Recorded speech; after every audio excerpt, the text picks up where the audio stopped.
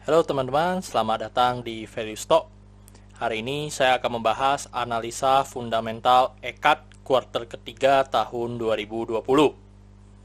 Oke teman-teman, ini disclaimer-nya. Ini merupakan sharing analisa fundamental, bukan ajakan beli, jual, atau hold suatu saham, dan keputusan investasi ada di tangan teman-teman selaku investor. Dan yang ketiga, analisa fundamental ini bisa dijadikan referensi ya teman-teman untuk analisa saham-saham yang teman-teman miliki. Oke, pertama-tama kita masuk ke bisnis model dari perusahaan EKAD ini. Yang pertama adalah kegiatan usahanya bergerak di bidang usaha produksi pita perekat ya teman-teman ya. Habis itu sumber income-nya adalah dari penjualan pita perekat. Habis itu segmen usaha dan marketnya di Indonesia. Dan kasus hukum saat saya googling, saya tidak menemukan adanya kasus hukum ya terkait EKAD ini. Dan teman-teman, ini kepemilikan sahamnya dipegang oleh EKAD Dharma sebesar 79,23% dan sisanya dimiliki oleh masyarakat sebesar 20,77% ya teman-teman.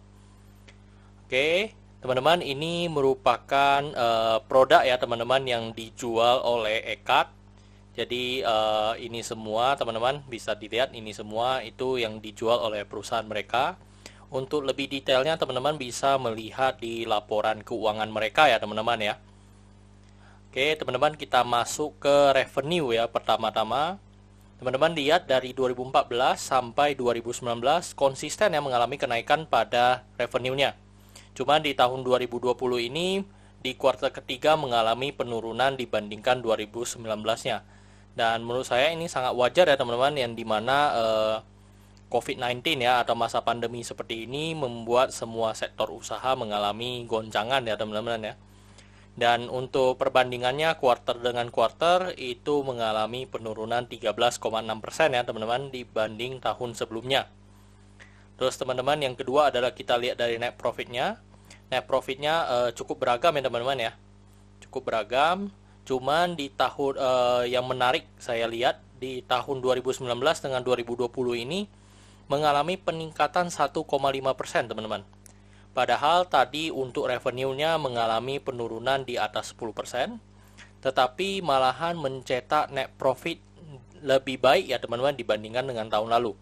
Berarti bisa diasumsikan bahwa perusahaan ini efisiensi ya teman-teman ya untuk perusahaan EKAD ini. Oke teman-teman, kita masuk lagi ke asetnya. Dari segi aset 2014 sampai dengan 2020 cukup konsisten ya teman-teman, kalau bisa dilihat mengalami kenaikan terus-menerus. Dan untuk kenaikan 2019 dengan 2020 sebesar 3,3%. Terus untuk hutangnya juga beragam ya teman-teman ya. Jadi tetapi di tahun 2019 dengan 2020 hanya mengalami kenaikan 2,3%. Terus untuk modalnya juga sangat bagus ya teman-teman, selalu mengalami kenaikan. Dan tahun 2019 dengan 2020 mengalami kenaikan 6,3%. Oke teman-teman, ini adalah summary laporan keuangan dari tahun 2014 sampai tahun 2020. Dan di sini saya akan banyak membahas tentang rasio keuangannya teman-teman. Yang pertama adalah dari net profit margin. Jadi kalau dari net profit marginnya teman-teman bisa melihat rata-ratanya itu di sekitar 7% sampai yang paling bagus memang di 2016 sebesar 15% ya teman-teman. Tetapi kalau di rata-rata dari 2014 sampai 2019 saya rasa di 11% sampai 12% ya untuk NPM-nya. Tetapi di tahun 2020 sendiri, ini jika saya setahunkan ya teman-teman ya, ini mendapatkan 14,44% teman-teman, which is dibandingkan dengan 2 tahun 3 tahun terakhir, perusahaan EKAD ini di tahun 2020 di masa pandemi ini mereka jauh lebih efisiensi teman-teman. Habis itu maka dari NPM yang cukup tinggi mencetak EPS yang cukup tinggi juga ya teman-teman ya, 138. Dan dari 138 ini membuat pernya menjadi 9,21. Kalau kita lihat dari pernya dari tahun-tahun sebelumnya memang rata-rata di sekitar 8, 10, 6, ya mungkin rata-rata di 8 ya teman-teman ya. Tetapi untuk per sekarang di angka 9,21. Untuk book value-nya sendiri untuk perusahaan EKAT ini berada di 1297 ya teman-teman. Kalau dibandingkan dengan harga saat saya buat, yaitu saya menggunakan tanggal 11 punya, yaitu hari ini, itu adalah 1270 ya closingnya teman-teman. Jadi untuk PBV-nya 0,98 atau mendekati 1 ya teman-teman untuk PBV-nya. Dan yang paling bagus dan saya suka adalah dari perusahaan EKAT ini adalah DER-nya teman-teman. DER-nya selama 2014 sampai 2020 memang di bawah 1 semua ya teman-teman ya. Dan mulai dari 2018 sampai 2020 ini di bawah 0,2 ya teman-teman. Jadi ini perusahaan EKAT ini memiliki hutang yang sangat kecil teman-teman. Terus untuk ROE-nya di 10,64% ya teman-teman. Which is ini menurut saya sangat bagus, yaitu lebih dari 2 kali bunga deposito atau 9% yang saya anut ya teman-teman. Untuk ROA-nya cetak di 9%, 9,64%, which is juga sangat bagus ya teman-teman untuk perusahaan EKAT ini. Oke teman-teman, saat video ini dibuat menggunakan harga 1270, dan dari analisa fundamental yang saya hitung, saya mendapatkan intrinsic value-nya di sekitar 1750 teman-teman. Jadi dengan 1750 memiliki margin of safety 37,8%. Oke teman-teman, ini kesimpulannya.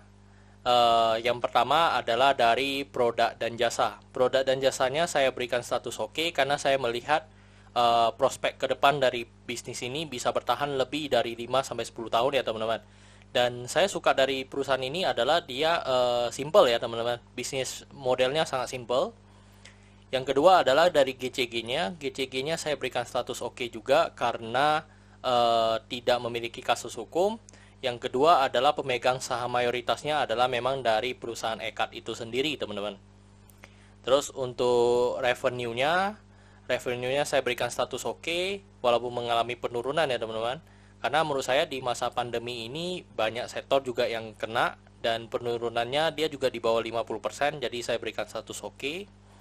Yang kedua adalah dari net profitnya saya berikan status oke karena di masa pandemi seperti ini pun dia bisa mencetak laba yang lebih baik dibandingkan dengan tahun lalu, dan revenue-nya menurun dia masih bisa mencetak laba yang bagus ya teman-teman. Berarti perusahaan ini efisiensi ya teman-teman ya. Kalau bisa dikatakan cukup efisiensi dalam mengelola operasionalnya. Terus dari segi aset saya berikan status oke karena mengalami peningkatan. Untuk liability-nya saya berikan status oke walaupun mengalami peningkatan, tetapi peningkatannya itu untuk hitungan DER-nya masih di bawah 0,2 ya teman-teman, which is ini hutangnya sangat kecil ya teman-teman dibandingkan dengan modal yang mereka miliki. Untuk book value-nya saya berikan status oke, dan ini sebenarnya cukup dengan fair value-nya ya teman-teman ya, atau dengan mendekati book value-nya. Untuk sektornya saya berikan status oke karena menurut saya untuk sektor ini tidak ada hal yang perlu saya fungsikan ya teman-teman. Maksudnya nggak usah dipikirkan. Kenapa? Karena dia tidak termasuk dalam hal komoditas atau sektor-sektor yang dimana kita harus melihat concern ya. Dan untuk sektor seperti EKAT ini palingan kita hanya perlu melihat dari sisi hutangnya teman-teman. Jadi ini saya memberikan status oke.